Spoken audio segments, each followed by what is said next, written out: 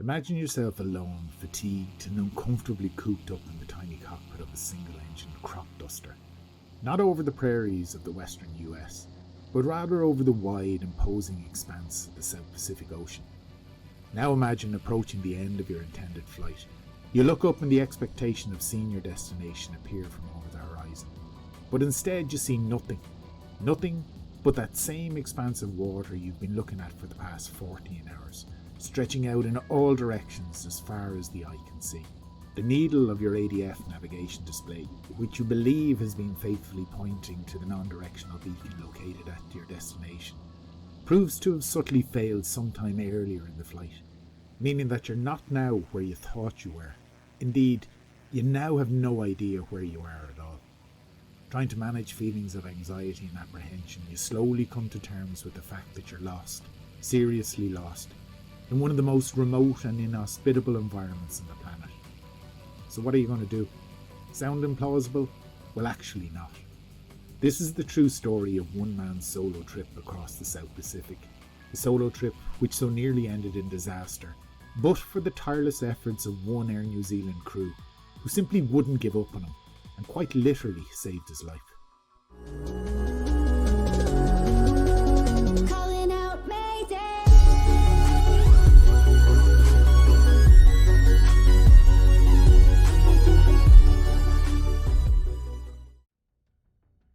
These were the exact circumstances which ex-US Navy pilot 36-year-old Jay Prochnow had found himself in on the afternoon of December 22, 1978, as he approached what he had expected would be Norfolk Island, an external territory of Australia, located some 870 miles or 1,400 kilometres off the Australian east coast, between New Zealand and New Caledonia.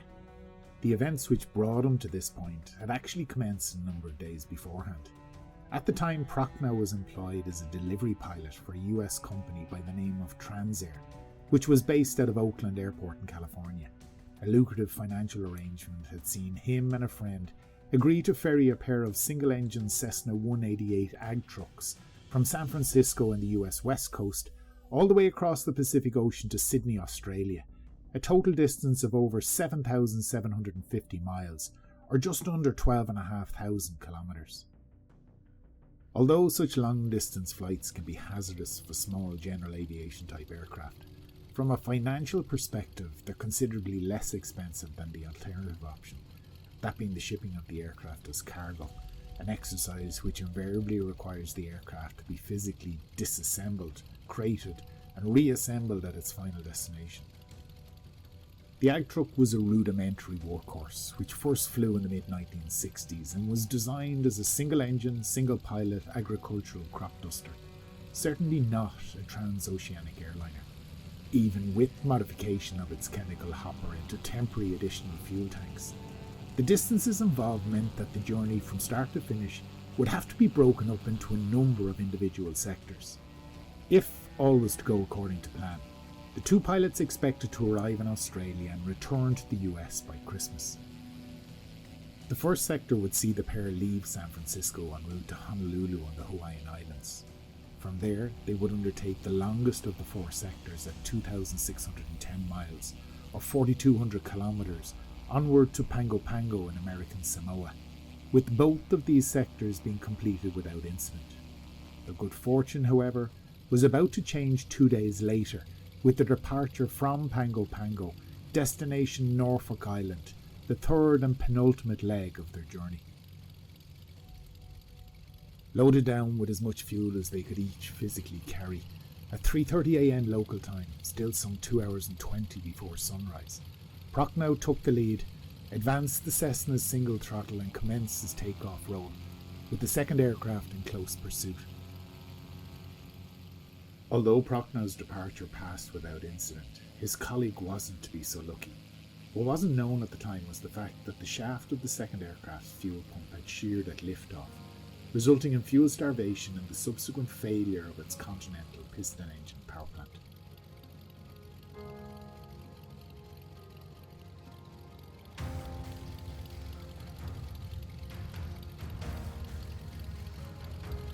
With the dead engine and maxed up on weight, Prochnow's colleague had no option but to ditch the aircraft straight ahead in the waters off the departure end of the runway. Although surviving the crash and being able to swim away from the wreckage before it sank, the flight of two had now, in the blink of an eye, become a solo run. Prochnow, alarmed and still unaware of his friend's fate, circled back around to land again in Pango Pango. As the late morning and early afternoon progressed, relieved, the two reviewed their options, and it was agreed that Prochnow would make the best of the situation and complete the journey alone. And so the following morning, December 21st, 1978, the Southern Hemisphere's summer solstice, Prochnow again pointed his single-engine Cessna into the dark abyss as he set out alone to cross the vastness of the South Pacific, aiming for a tiny outcrop of no more than 14 square miles, or 35 square kilometres, some 1,700 miles or 2,700 kilometres over the horizon, known as Norfolk Island. Situated at 29 degrees south, 168 degrees east, the tiny island lies about 800 nautical miles off the east coast of Australia and about 600 nautical miles to the north-northwest of Auckland on the northern island of New Zealand. Being the epitome of geographic isolation, there's no land of any shape or form to be found within 400 nautical mile radius. Although technically in Australian territory, for convenience sake the surrounding skies are enclosed within the Auckland Oceanic Flight Information Region, and as such all inbound flights to and outbound flights from the island will communicate with the Auckland Air Traffic Control Centre. Being designed as an agricultural crop sprayer, the Cessna 188 was never equipped for such extended overwater flights. Indeed, cockpit instrumentation was basic to say the very least. From a navigation perspective, Prochnow's aircraft had been temporarily fitted with an automatic direction finder or ADF receiver, the purpose of which was to facilitate the tuning of en route non-directional beacons or NDBs, which are scattered throughout the islands of the Pacific. Although considered antiquated navigation aids by today's standards, the usage of such NDBs as a primary means of navigation was nonetheless fairly commonplace during the late 70s and early 1980s. Beacons were, or technically still are, classified according to their power output, typically ranging from less than 50 watts at one end of the spectrum to over 2,000 watts at the other. The power output of the transmitter, not surprisingly, having a direct bearing on its reception range. Lower power transmitters, being suitable for terminal applications in and around the airport, would usually have reliable operational ranges of perhaps 50 to 100 nautical miles, whereas the more powerful beacons, typically utilised for en route navigation, could potentially have operating ranges of 3 to 400 nautical miles or more. In order to make effective use of the beacon signals for navigation, the ADF receiver fitted to the aircraft will display to the pilot a needle suspended over a compass card. The needle will point directly at the tuned beacon, in so doing allowing the pilot to read his aircraft's relative bearing from the station. Stands to reason, therefore, that if a pilot can successfully obtain bearing information from two independent beacons, once plotted, the intersection of these two bearing lines will identify the aircraft's current position. As well as defining an aircraft's position, with some practice, an instrument-rated pilot should be able to maintain this constant bearing relative to the station, thus allowing for direct navigation between one beacon and the next. All this said, however, there are some significant drawbacks. NDBs by their very nature are hugely prone to atmospheric and positional interference, meaning that thunderstorms, the very passage of time from day to night, or the proximity of significant terrain can, amongst other things, conspire to adversely impact the quality and continuity of the beacon signal, rendering navigation problematic. Many of the reasons why their favour as navigational aids has largely waned over the years.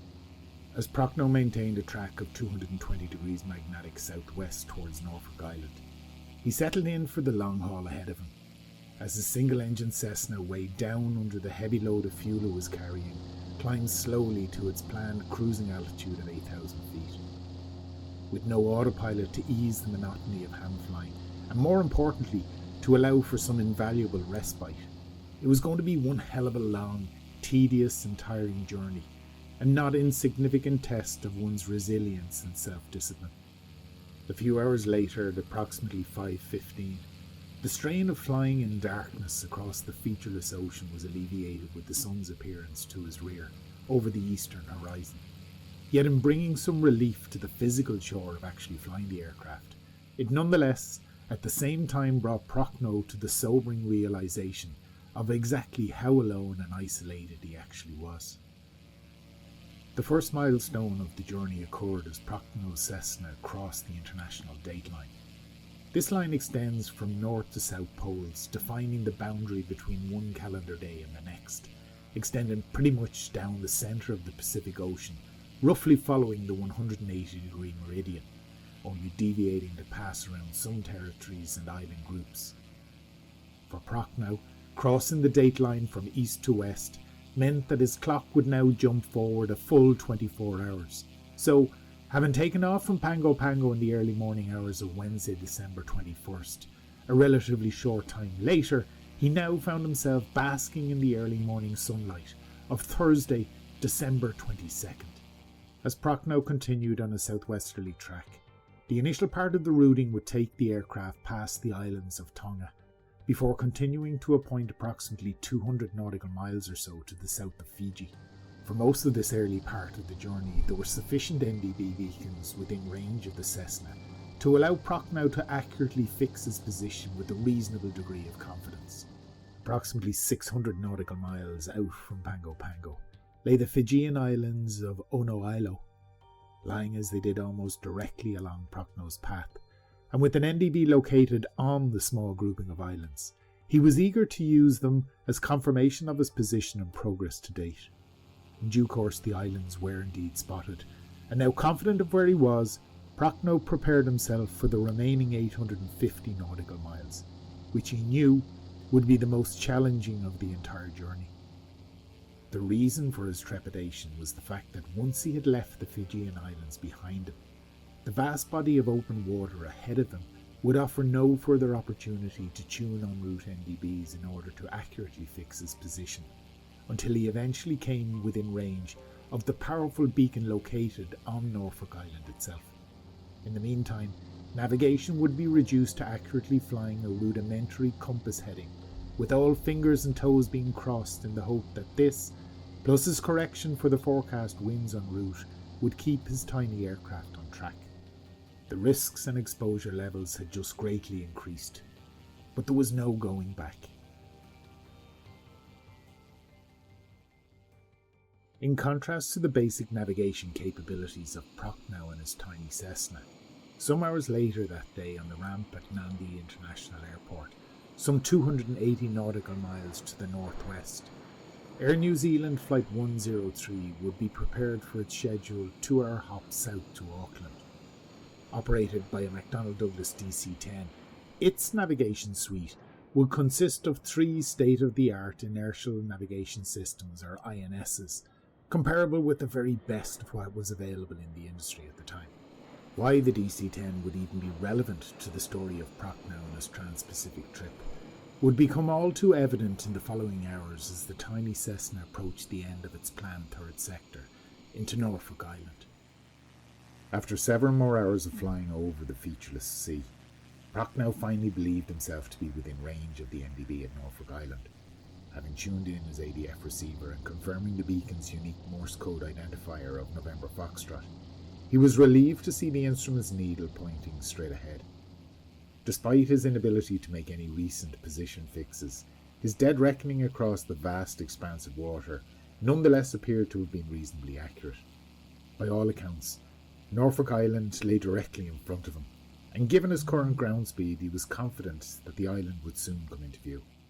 Now flying within the jurisdiction of Auckland Air Traffic Control Centre, he made contact and reported his estimated arrival time, or ETA, for Norfolk Island as 0430 GMT or 1600 local.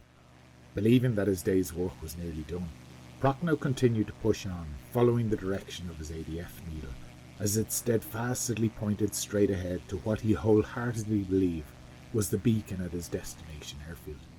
After 14 hours of being cramped up in a cockpit designed for flight durations of only a fraction of that time, His onboard clock counted down the last few minutes to his ETA as he peered through the Cessna's forward windshield in an effort to visually acquire the tiny island.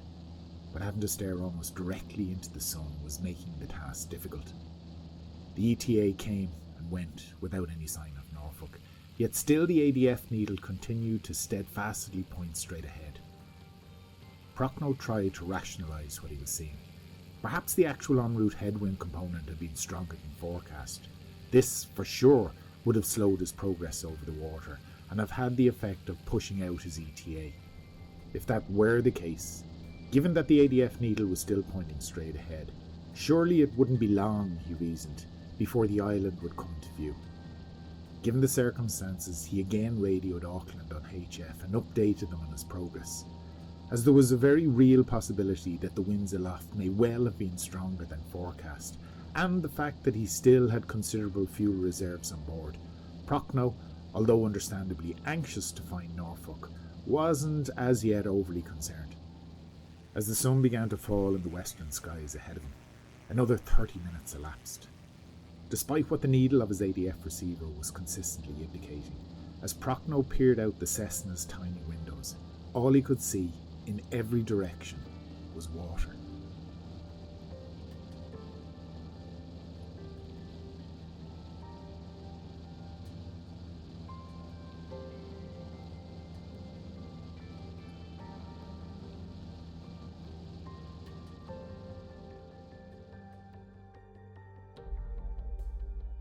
Confident that his track over the last few hours had brought him closer to land, he attempted to fix his position by retuning his ADF receiver, firstly to the powerful NDB located on Lord Howe Island, and then to another at Kaitaia, on the northern island of New Zealand, which he also believed he was within range of. If he could obtain a good bearing from both, any ambiguity as to where he actually was would be resolved. Receiving a reliable bearing from either station didn't appear to be a problem, but when Prochnow attempted to plot these respective bearings, the resultant fix lay somewhere off the side of his navigation chart. This wasn't right, and he was beginning to become suspicious that all wasn't quite as it seemed. This feeling in the pit of his stomach only intensified when he attempted to retune the November Foxtrot beacon back on Norfolk Island.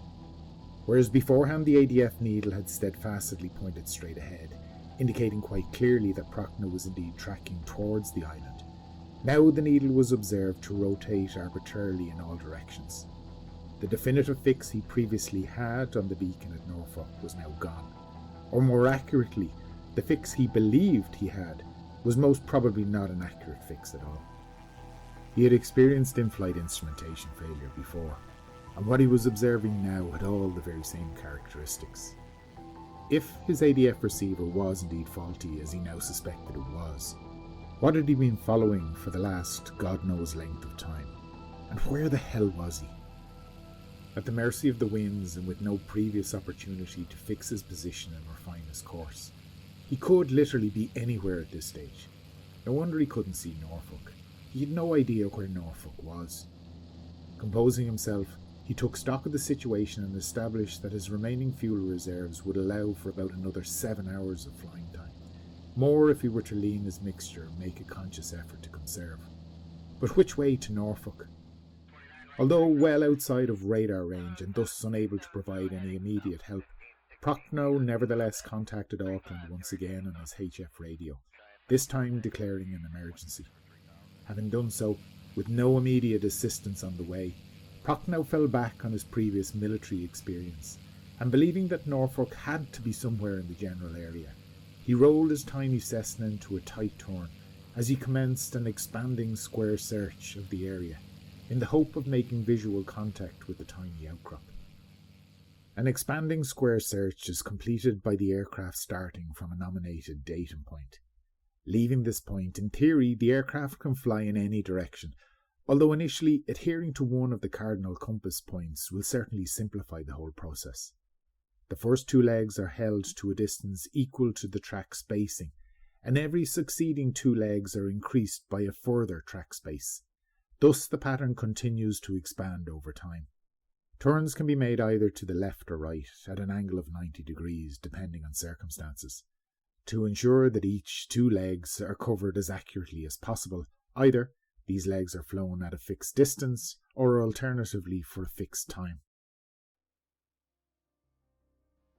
At roughly the same time, 17:15 local in Fiji, Air New Zealand Flight 103 departed Nandi International Airport. In command was one Gordon Vett, a veteran and senior captain with the company who, as well as being an accomplished pilot, was also a qualified navigator, an increasingly rare breed given the advent of new sophisticated and automated navigation systems such as the INS.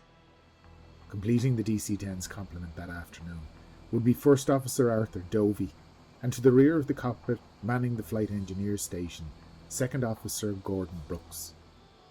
About 20 minutes later, as the airliner settled down in the cruise at flight level 330, Prochnow worsening predicament was relayed to 103 by Nandi Air Traffic Control on their VHF frequency, before handing the flight over to Auckland on HF as the DC-10 approached the boundary of the Auckland Oceanic Control Area. These, the very same controllers who were actually talking to the Cessna as it continued with its search for Norfolk Island. As Vett and his crew checked in with controllers at Auckland, the update they received was bleak, and it was obvious to all that the situation had now become very serious. Prochnow was completely lost, and his fuel reserves were slowly but surely dwindling. Auckland informed Vett that a Royal New Zealand Air Force Orion had been placed on standby at Wenoapai Air Base, some 20 miles or 32 kilometres to the north of Auckland. But even if called upon realistically, it would be some hours before it could reach the search area. In contrast, 103's intended route of flight south from Nandi to Auckland would see the DC-10 eventually pass about 400 nautical miles due east of Norfolk Island, and thus, given their closer relative proximity to Prochnow's Cessna, if they were to proceed directly to Norfolk, they could potentially be in the same search area within about an hour and a half. With very little other traffic in the region at the time, the controllers at Auckland thus formally asked Vett if he and his crew would lend assistance. Fortuitously for all concerned, aviation fuel was cheaper to buy in Fiji than New Zealand at the time, so carrying above and beyond what was absolutely necessary for the trip made economic sense. This, plus the fact that Auckland was only an intermediate stop en route to Wellington, meant that Vett had the luxury of a large, comfortable excess of fuel aboard the DC-10, which certainly made the decision a lot easier to make. Pivoting in his seat, Vett glanced at Dovey and Brooks. The expression on their faces said it all. Prochnow had got himself into a bind, and they were going to do all they could to help him get out of it. Vett keyed the mic and informed Auckland that they were on board, before being issued with a revised clearance to turn the jet and proceed directly to the general area of Norfolk Island. While Dovey and Brooks continued to coordinate search efforts with the Auckland controllers, Vett took a moment out to communicate his plans to the remainder of his crew in the cabin, and most importantly his 88 paying passengers. Although the intended flight from Nandi to Auckland was expected to be relatively short, the direction which events had taken meant that this was now going to be extended, and perhaps by no insignificant amount of time. However, given the quite literal life or death nature of the circumstances, he was confident that he would have their support. Ladies and gentlemen, this is the captain. We've just received news from Auckland of a light aircraft lost in the region of Norfolk Island, and since we're the only suitable aircraft in the vicinity, we've altered course for the search area to offer assistance. The pilot is in serious danger of ditching, and if he lands on the water, his chances of a survival will be remote. The search could be lengthy, but fortunately we have plenty of fuel. It could mean a rather late arrival in Auckland, however, but with a life at stake, I'm sure you understand that all help should be given. If anyone objects, of course, we could always leave him to die. On foot of Vett's PA to the passengers, an off-duty Air New Zealand DC-8 first officer who just happened to be travelling on board as a passenger came forward to offer his assistance. Malcolm Forsyth would prove to be an invaluable addition to Vett's crew, given the fact that he, like Vett, was also a qualified navigator. With Auckland's help, Vett eventually made contact with Prochnow over the HF radio. He reassured Prochnow that they were heading his way and that they would do all they could to help. Now 3 hours overdue, Prochnow brought Vet up to date on the status of his ADF, and the fact that it no longer appeared to be working properly. The level of communication and general coordination being required meant that at some point or another, all 3 crew members would be involved in operating the DC-10's radios. But as a general rule, Vet believed it wisest to split the cockpit workload by assigning responsibility for handling the jet to Dovey and Brooks, while he and Forsyth would pool their efforts to try and find the Cessna, in what both quietly acknowledged was going to be one hell of a challenge. Vet continued to question Prochnow, hoping to gain as much background information as possible. His altitude, airspeed, estimates of fuel consumption and fuel remaining, and most importantly an estimate of his last known position if he had one. Anything which might prove useful and improve their chances of finding him. But communication between the two was often challenging. HF radio reception by its very nature is prone to atmospheric interference, and the ambient noise levels in the Cessna's cockpit certainly did nothing to help. Taking advantage of a slight lull in cockpit workload, Vet turned to his passengers in order to bring them up to date in proceedings so far, and informed them that they too would have a part to play at the appropriate time. When we reach the search area, you'll all be able to help. The more pairs of eyes searching the skies, the better the chances of finding the Cessna.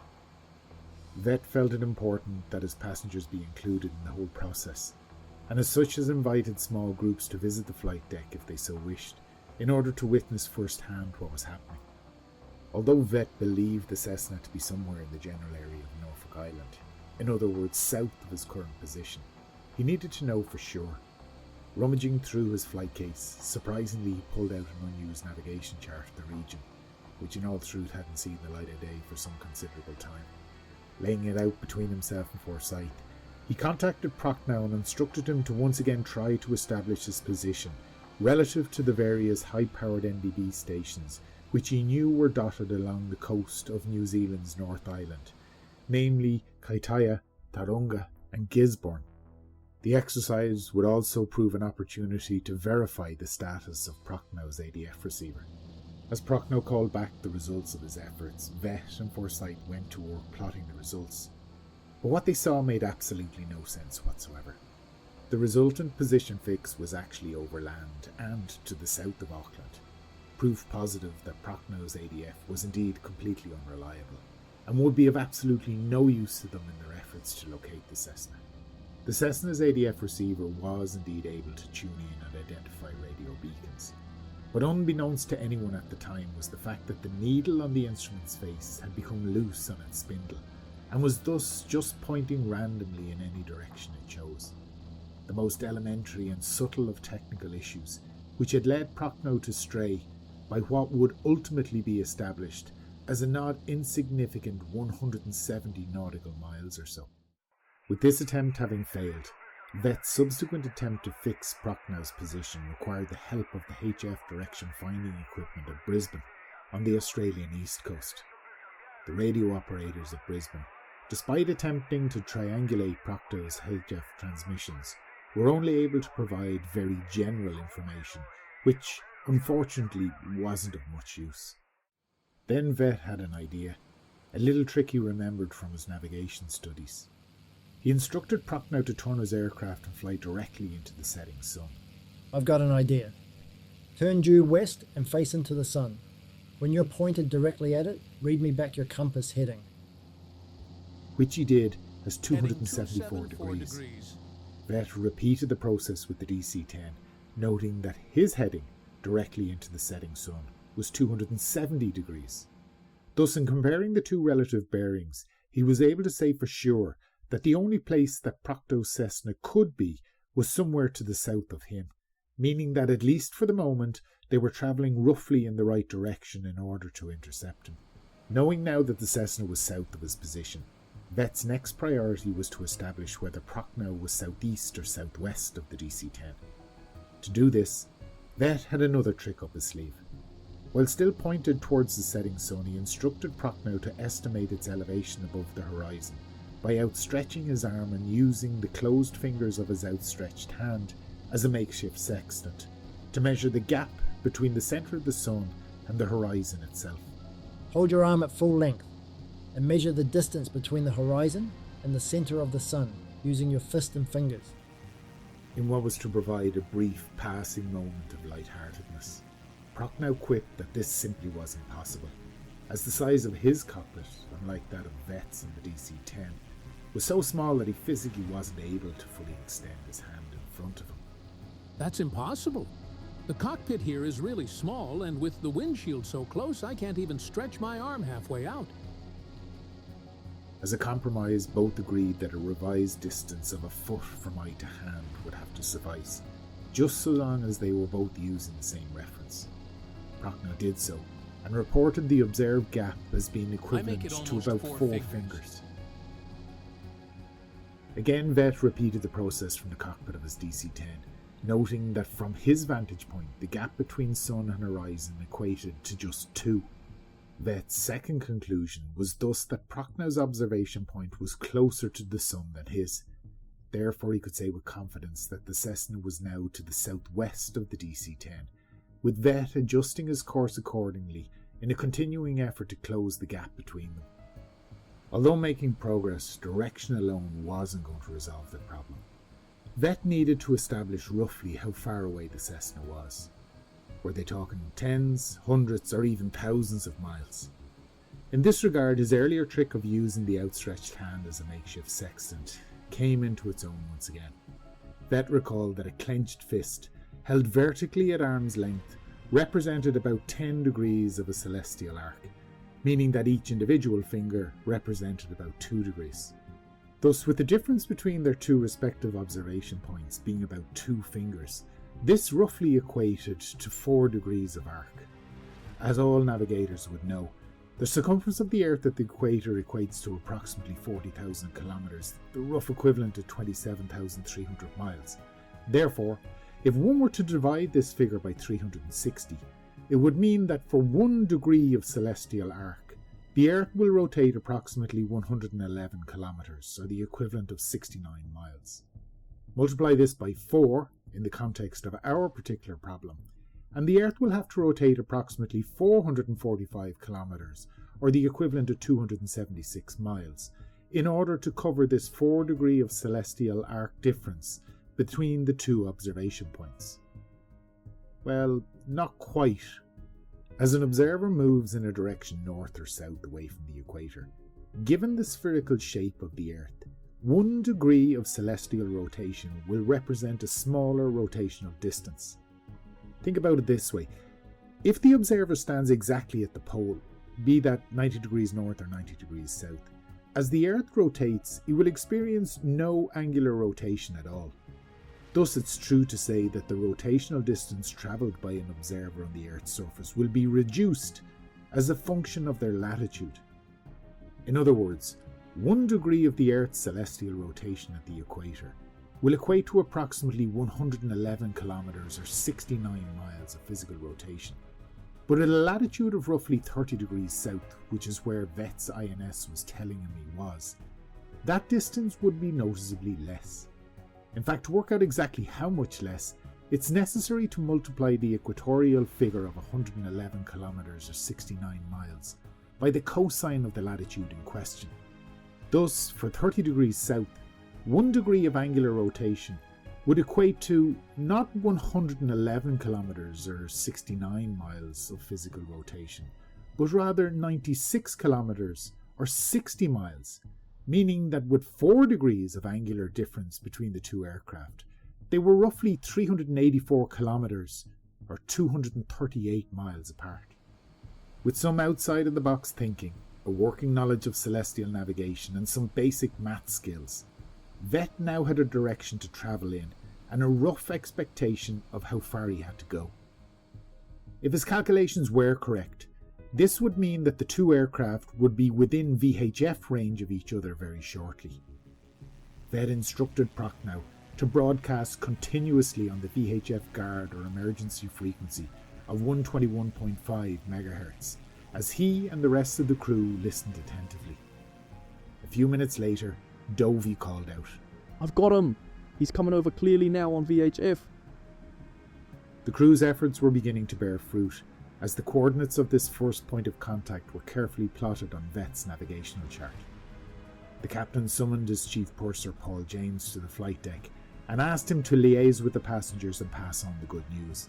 As he returned to the cabin and made the necessary PA, through the cockpit door the four pilots could hear the muffled sounds of cheering.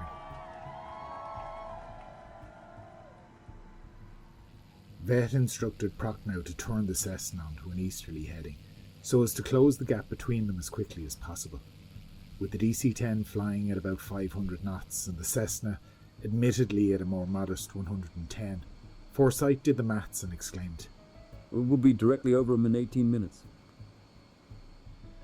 The next challenge was to spot each other, not an easy prospect given the sun's low elevation in the western sky. Vet had already encouraged his 88 passengers to keep guard at the cabin windows. Now he instructed them on how to conduct an efficient visual search. Move your eyes only 1 or 2 inches along the horizon, then stop. Move another inch or so, then stop again, always moving in short bursts. Move down a space, then repeat the sequence back across your vision, and so on." With the Cessna being much lower in the sky than the DC-10, in using this technique a full square search of the sky in view of each passenger could be made, which might just allow one of them to spot the tiny aircraft. But what could the crew of Air New Zealand 103 do to possibly make themselves more conspicuous to Prochnow? Dovey manoeuvred the DC-10 in such a way so as to try and see if they were producing a contrail at their current altitude, which might signal their presence to Prochnow, but it appeared that they weren't. They even contacted the New Zealand Met Office in order to see if, given the conditions prevailing at the time, a contrail would likely be produced at any altitude. The reply they received wasn't encouraging, but nonetheless, all believed that it was worth a try. Dovey climbed, then descended the aircraft through various flight levels, but the consensus was that their efforts had been fruitless. Brooks, however, had an idea. A number of trips previous he recalled witnessing an aircraft dump fuel, and was struck by how impressive the sight had been. Many aircraft are incapable by design of dumping fuel in order to rapidly reduce gross weight. The McDonnell Douglas DC-10, however, is one aircraft which can. Through the fuel panel located at the Flight Engineers Station, a guarded switch facilitates the dumping of fuel overboard through dedicated nozzles at the aircraft's wingtips, at the rate of 2.5 tons per minute. Perhaps, Brooks thought, if conditions were right, they might be able to dump fuel and hopefully create a trail which Prochnow could see. At the risk of stating the obvious, it would certainly put a dent in their reserves, but having done the maths, the collective belief was that having come this far, they could and should at least make an attempt. So, at the estimated rendezvous time, on Vet's command, Brooks flicked the switch and opened the jettison nozzles. Starting his stopwatch, with 2 minutes having elapsed, the valves were again closed. 5 tons of fuel had just disappeared. "Can you see us? You should be able to see our fuel dump trail." Prochnow replied disappointingly that he had seen nothing. Vet decided that they would try again, and so for a second time he instructed Brooks to open the valves. This time the process was allowed continue for 3 minutes, with nearly 7.5 additional tons of fuel being jettisoned overboard.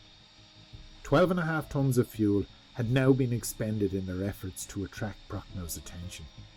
But yet again, frustratingly, it had amounted to nothing. It's hopeless. I can't see anything. The light was now fading fast, with Prochnow's comments dealing a bitter blow to Vet and his crew. As sunset approached, Prochnow resigned himself to the fact that he would now most probably have to ditch his tiny aircraft into the vast deep waters of the Pacific Ocean. Carefully he prepared the inflatable life raft and emergency rations, taking care to remove all sharp items from his person. Since his pre-dawn departure from Pango Pango, Prochnow had been in the air now for more than 19 hours, and the strain was beginning to tell. By his estimates, he still had about 3 hours of fuel remaining, perhaps more given the fact that he'd been running his fuel mixture a little on the lean side in an effort to stretch his endurance as far as possible. But at 5 hours overdue, the reality was that he could be hundreds of miles from Norfolk. Fatigued and deflated, the prospect of ditching now almost seemed like a welcome release. If he had to do it, he was positive that its execution would be far safer if done during the remaining daylight hours, rather than putting his aircraft into the water in the darkness. But Prochnow hadn't factored in Vet's resilience and seemingly unflappable determination. He and his crew weren't prepared to give up just yet, and so they set about another attempt at fixing the Cessna's position by using a technique called aural boxing. In simple terms, aural boxing works like this. Having logged the position at which the DC-10 first picked up Prochnow's broadcast on VHF, shown here as position A, the aircraft's track would be maintained until reception was lost. This position, shown here as point B, would again be accurately plotted before the aircraft would make a number of 90-degree turns, eventually picking up Prochnow's broadcast again as the DC-10 re-entered the VHF reception circle, shown here as point C. The aircraft's entry track would again be maintained before finally exiting the reception circle for the second time at point D, with the recurring loss of Prochnow's transmission. What this crisscrossing of the sky actually does is define two chords of a circle, those chords being the lines AB and CD, with the circumference of the circle defining the maximum theoretical VHF range from a transmitting station located at its centre, in this instance Prochnow in his Cessna 188. Simple geometry now states that if we bisect these two chords, the point at which those two bisectors intersect each other will define the circle's centre, and in the context of our search, the Cessna's location. Knowing what they did at the time, Vet and his crew justifiably believed that Prochnow was somewhere to the southeast of Norfolk Island, and so even while the aural boxing process was ongoing, Vet, conscious of Prochnow's dwindling fuel reserves, instructed him to fly in a northwesterly direction in order to start closing the gap between himself and his destination. Undoubtedly, trying to pinpoint a moving target would be more difficult, but all were convinced that with time and fuel running out, it was better than having Prochnow fly around in circles. Something more immediate, however, was required if they were to try and establish Prochnow's range from Norfolk Island. So once again, Vet and Forsyth conferred as to the best solution. As sunset fast approached, Vet asked Prochnow to record the exact time at which the upper limb of the sun's circumference dipped below the horizon. Personnel at Norfolk were asked to do the same, and subsequently reported that their observation had seen the sunset at exactly 1917 local. With Prochnow's observed sunset time having to be slightly adjusted in order to correct for the fact that his aircraft was cruising at 8,000 feet rather than at sea level, which was more or less the case of the Norfolk observation. The difference in observed sunset times was recorded as 22.5 minutes. The rising and setting of the sun results from the Earth's rotation. If one single rotation takes approximately 24 hours, this means that in 1 hour the Earth will rotate 15 degrees, or the equivalent of 1 degree of rotation every 4 minutes. Given that Prochnow had experienced sunset in advance of the observers on Norfolk, his longitude must have been to the east of the island. But by how much? Well, if the time difference between the two observations was noted to have been 22.5 minutes, with the Earth rotating at a rate of 1 degree every 4 minutes, this equated to 5.6 degrees of longitude. With Norfolk Island being located at approximately 30 degrees south, in light of our previous calculations, this would mean that 5.6 degrees of longitude at this latitude would equate to roughly 285 nautical miles, which, given the Cessna's cruise speed of about 110 knots, could be covered in probably just under 3 hours. But 3 hours was pretty much all the fuel Prochnow had left. If he could be found soon and pointed in the right direction, maybe, just maybe, he could still make it. But it was going to be tight. Very tight.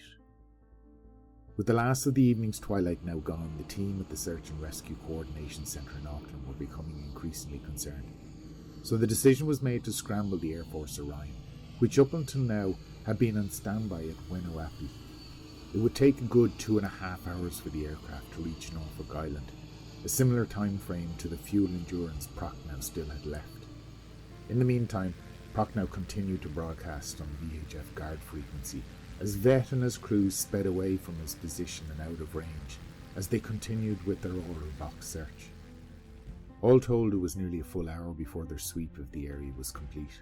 Then, allowing for the Cessna's movement, they set about plotting Prochno's estimated position, which centred on an area approximately 30 degrees south, 171 degrees east. We estimate we'll be over your position in about 5 minutes. Prochno's spirits lifted.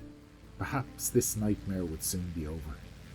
But yet again, as the expected rendezvous time came and went, neither aircraft would catch sight of the other. As their emotional roller coaster continued, deflated and starting to believe that they'd exhausted all possibilities of ever finding the Cessna, Vet turned to Dovey and instructed him to circle the DC-10 in their current position. This is where the oral boxing had suggested Prochno would be. Now becoming desperate, they were pretty much out of options other than to continue circling in the general area with all lights on, in the slim hope that they still might be seen. Vet, his crew and all 88 passengers on board peered into the darkness, but in reality there was little chance they were going to spot the relatively dim lights of the Cessna in the huge expanse of the South Pacific. In a little over an hour, the Air Force Orion was estimated to arrive into the search area, as Prochnow continued to fly northwest, ever closing the gap between himself and Norfolk Island. If the Orion, with its more sophisticated search equipment, could quickly pinpoint its location and provide a precise heading to fly towards the airport, perhaps, just perhaps, he still might make it. But with fuel reserves heading towards Redline, this was starting to look like his very last chance of being saved, as he knew for sure that ditching into the South Pacific at night most certainly wasn't going to end well. The strain on Prochnow was immense. With options fading fast, what he needed now was a little bit of luck. And right when he was beginning to believe that all was lost, it came, and from a most unlikely source. A light! I see a bright light on the surface. I don't care what it is. I'm going for it. It was clear to Prochnow that any ship in the area would undoubtedly improve his chances of survival if he were to ditch. Aim straight for it and read me back your heading. Prochnow reported his heading as 310 degrees. As he flew closer to the light, he was able to give a description to Vet, circling somewhere above him. It appears to be a tall structure riding on a platform. There are 2 or 3 lights on it. Sounds like an oil rig. Dovey said to the others. Prochnow then reported seeing 2 tugs towing the structure. All agreed it certainly sounded like an oil rig. Circle overhead and flash your lights to attract attention. Vet contacted the Search Coordination Centre by HF radio and requested that they reach out to the relevant marine authorities in an effort to try and establish the rig's identity. An agonising few minutes passed before finally news came through over the radio. The structure was indeed an oil rig named the Pernaut, which was under tow from Auckland to Singapore, with its current position being given as 31 degrees south, 179 degrees 21 minutes east. Vet and Forsyth plotted the reported position, and to their astonishment, it put Prochnow much further to the east than they had anticipated, nearly 600 nautical miles from Norfolk Island to be exact. Didn't stand a chance now in making land. Without wasting a single second, Dovey programmed the rig's coordinates into the DC-10's inertial navigation system, as the jet's autopilot banked the aircraft hard to the left as it headed on to the new rendezvous point.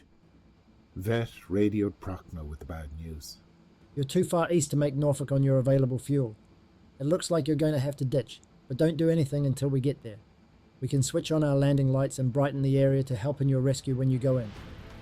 Prochnow had already come to the same conclusion that a ditching was now inevitable, as he rehearsed what he had to do for the 100th time. He had successfully managed to attract the attention of the Pernaut's crew.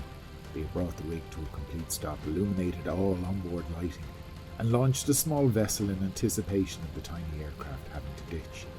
It looks like a giant Christmas tree. Before any attempt could be made to put the Cessna into the water, Prochnow would have to know exactly what he was facing into, and so he gently eased off on the power and lowered the aircraft's nose as he descended to the sea's surface in order to take a look. What awaited him as he skimmed just above the surface caused his heart to sink. Illuminated by the beam from the Cessna's landing light, Prochnow could just about make out a large swell running, with waves which he estimated to be between 15 and 20 feet high. Although the waters in the wake of the rig looked slightly better, it was still a long way from being inviting. If the Cessna struck a wave top, it could easily flip over, potentially trapping Prochnow in the tiny cockpit as his aircraft sank. On the other hand, if he were to inadvertently fly straight into the wave's face, the fragile Cessna might very well break up on impact. Both scenarios needed to be avoided. Yet Prochnow knew that his best chance of survival would be to enter the water whilst the aircraft's engine was still producing power, and he was still able to control its flight path and rate of descent. Under such circumstances, he would attempt to put the aircraft into the water as close as possible to the Pernod, and hope their rescue vessel could swiftly pick him up. Prochnow relayed his findings back to Vet. The surface looks bad. I don't like it at all. Vet detected a touch of anxiety in his voice now, but given the circumstances he was still remarkably calm. As the DC-10 sped eastward toward their anticipated rendezvous with Prochnow, the atmosphere on the flight deck was unsettled. Something just wasn't right. Vet and Forsyth had supervised and cross-checked each other's work every step of the way. Indeed, Prochnow himself had observed sunset, with calculation of the resultant distance from Norfolk being similar in magnitude to the result of their own oral box search. Yet the rig's position was a further 400 nautical miles to the east. A small error given their rudimentary calculations they would have anticipated. But this was huge. And there was more. The further they proceeded east, the weaker Prochnow's transmissions were becoming, and the simple fact was that that shouldn't be the case if the gap between them was closing. Vet again called the Search Coordination Centre on the aircraft's HF radio, and asked had they got a VHF radio frequency which could be used to talk directly with the Pernod. Soon Vet was dialing in the frequency of 119.1 MHz into the DC-10's alternative VHF set. The crew of the Pernod confirmed that yes, there was a light aircraft circling overhead, and assuming him to be in difficulty, they had taken the precaution of launching a rescue boat just in case he was forced to ditch. Vet asked the obvious question. Can you confirm your position? We have it as 31 degrees south, 179 degrees 21 minutes east. The response from the Pernod confirmed that their suspicions had indeed been correct. The rig communicated that their position was not 179 degrees 21 minutes east, but rather 170 degrees 21 minutes east, a difference of 9 full degrees. Someone in the Search Coordination Centre had made a genuine mistake in hearing and recording a 9 instead of a 0, and had inadvertently sent the DC-10 on a wild goose chase in the completely wrong direction. Vet and Forsyth's calculations had been correct all along, and so, not for the first time that evening, the crew of Flight 103 metaphorically dropped anchor and reversed course, heading directly for the coordinates which the rig had transmitted. Vet called ahead to Prochnow. You may not have to ditch after all. You are nearer Norfolk than we thought. Examining their navigation chart with the new information at hand, it was clear that Prochnow's position as calculated by Vet and Forsyth had been remarkably accurate given the circumstances, and it was more bad luck than anything else which had prevented the two aircraft from seeing each other. Indeed, all the evidence suggested that while dumping their fuel in an attempt to attract Prochnow's attention, the Cessna had in fact been directly underneath them, and that their relative position and the failing light conditions had most probably conspired to keep the DC-10 hidden from view. Forsyth estimated that given his continued progress in the same northwesterly direction, Prochnow was now only about 150 nautical miles from Norfolk Island, about 1 hour and 20 minutes flying time, given what he knew of the Cessna's cruising speed. Prochnow was now faced with a dilemma, one which quite literally could mean the difference between life and death. He had been in the air now for an incredible 21 and a half hours, only half an hour short of the Cessna's theoretical maximum endurance. Yet prudently, Prochnow had been proactively managing his engine's fuel-air mixture for some time now, in an effort to conserve as much of his precious fuel as he could. But had he conserved an additional 60 minutes of fuel, which he would need in order to get him all the way to Norfolk? Vet called him again. What's your estimate of remaining fuel? I've got about a quarter of one tank left. This amounted to about 10 gallons or 45 litres, and with the Cessna's fuel consumption at about 8 gallons or 36 litres per hour, in theory, this would give him an estimated hour and 15 minutes of flight time, meaning that it was touch and go, but he should just be about able to make it. Whether to risk it and push on to Norfolk, or stay put and hopefully carry out a successful ditching close to the rig, was Prochnow's decision to make, and his alone. But he knew that if he were to suffer fuel starvation en route to Norfolk, and ditching under those circumstances meant that he would most probably never be found, even if he survived the touchdown. In contrast, the angry sea surface he had seen below at the same time provided no consolation either. Having assessed Prochnow's fuel state, Vet called him again. We reckon you might just be able to make it. What do you think? Prochnow had already made up his mind. I'll go for it. Give me a heading and I'm off. Steer 294 degrees magnetic. We'll be with you shortly, and we'll accompany you on the way. Praying that he had made the right decision, Prochnow turned his tiny Cessna onto the northwesterly heading Vet had given him, and leaving the Perno behind, commenced the slow climb. Not only would the increased altitude extend his glide if he were to run out of fuel, but it would also allow the aircraft's engine to run a little more efficiently. As he did so, Dovey descended the DC-10 to a lower altitude of 10,000 feet and reduced its indicated airspeed as much as he dared, all the way back to about 200 knots, which, even at that, was twice the speed that Prochnow was doing. He widened out their track, placing the rig off the DC-10's left side as they approached. Then, quite a bit below them, with its navigation lights set against the darkness of the ocean, the crew of Air New Zealand 103 finally got their first glimpse of the tiny Cessna as it turned and climbed away towards Norfolk, leaving the brightly lit Perno behind it. The chief purser made the excited announcement to the passengers in the cabin, with a huge cheer going up. The Cessna's been found! Vet quickly followed up, sharing the flight deck's excitement. Ladies and gentlemen, if you look out of the left windows, about 70 degrees to the left and below, you'll see something very interesting. It's a little difficult to spot, but if you look carefully, you'll see the dim lights of the Cessna. As the DC-10 sped past him, Prochnow looked overhead, and there she was, the bright lights of the massive jet clearly visible above and to his right. Vet called down. We'll set a course for Norfolk. Follow our strobe lights, and if you lose sight, let us know. We'll double back if needs be, and pick you up again. Being careful not to catch the small Cessna in their wake, Dovey positioned the DC-10 out in front of Prochnow so he could follow their strobe lights as they proceeded northwest towards Norfolk.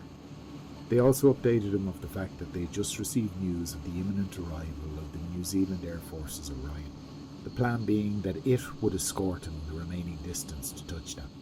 Although all the pieces were starting to fall into place, the drama for Prochnow wasn't over yet. He was in a race against time, and although each passing minute physically closed the gap between him and the island, it also ate into his precious fuel reserve. He had now been in the air for a full 22 hours, which had been the theoretical maximum fuel endurance of the aircraft. He was now living on borrowed time and saved fuel, with still over 100 nautical miles and an hour of flight time to go. Appreciating the gravity of the situation for himself, Vet tried to reassure Prochnow and offered some final advice. You're going to make it. Just be sure you use every drop of your remaining fuel.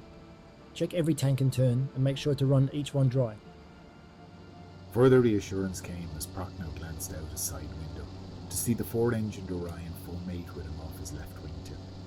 It was still going to be a very close run thing, but at least help was now at hand. At 50 nautical mile distance from the island, the DC-10 strobe lights were still visible in the far distance as the jet turned overhead, and Prochnow continued inbound with the Orion on his side. If a last-minute ditching was to result, at least the Air Force would be there to help. There was little more now that the crew of Air New Zealand 103 could do, so Dovey climbed the jet and turned towards Auckland, leaving the Cessna in the Orion's charge. Within a few minutes, both aircraft were visible from the tower at Norfolk Island. Now having spent 23 hours in the air, Prochnow rolled his tiny Cessna onto finals. Whatever happened now, at least he was over land. Over the next 5 minutes, Prochnow's luck continued to hold out, and at approximately midnight local time, he finally touched down, a very relieved and happy man to be finally back on solid ground. Prochnow was nearly 8 hours overdue on his original estimated arrival time, and critically had managed to skillfully extend his aircraft's 22-hour fuel endurance by nearly 4.5%, which had been just about enough to see him home.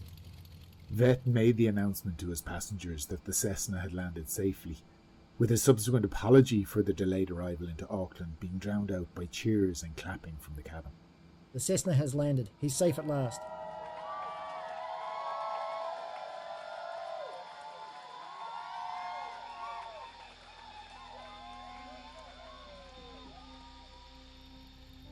As the DC-10 made its way toward Auckland, Prochnow contacted Vett and his crew for the last time, expressing his sincere thanks for all their help and for quite literally saving his life. I think it's time to celebrate. Break open the champagne. In the cabin, 88 glasses were raised in salute to the commitment and persistence of Vett and his crew, who, against all odds, had pulled off one of the most fascinating rescues in the history of aviation.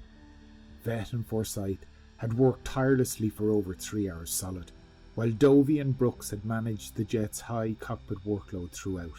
An admirable crew performance. Vett remarked of his crew, the fact that they were such exceptional airmen helped a great deal. Prochnow's efforts were not to be forgotten either, with his calmness and professionalism throughout being a credit to the piloting fraternity. At 1:29 local time, the unforgettable events of that evening were finally brought to a close, as Air New Zealand Flight 103 finally touched down in Auckland, nearly 4 hours behind schedule. In the aftermath of the events that night, the Guild of Air Pilots and Navigators awarded Captain Gordon Vett and First Officer Malcolm Forsyth the Johnston Memorial Trophy for outstanding air navigation. In addition, the aircraft manufacturer itself, McDonnell Douglas, also awarded the two navigators, as well as First Officer Arthur Dovey and Second Officer Gordon Brooks, a certificate of commendation for displaying what they described as the highest standards of compassion, judgment and airmanship. On a more personal note, Captain Vett's name would later become synonymous with the events surrounding the loss of Air New Zealand Flight 901, which would impact the slopes of Mount Erebus in the Antarctic nearly 12 months later, on the 28th of November 1979.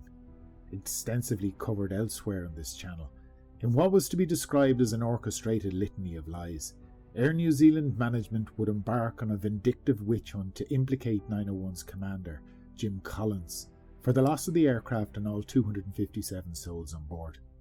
Vett, a personal friend of Collins, would fight long and hard to successfully exonerate his friend's good name and reputation, which he did while exposing the true facts of what had actually transpired that afternoon.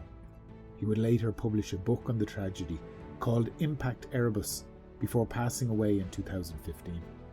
In an ironic twist of fate, Vett's flight engineer on Flight 103, Gordon Brooks, would also be Jim Collins on that fateful afternoon, with his name being included on the list of those lost.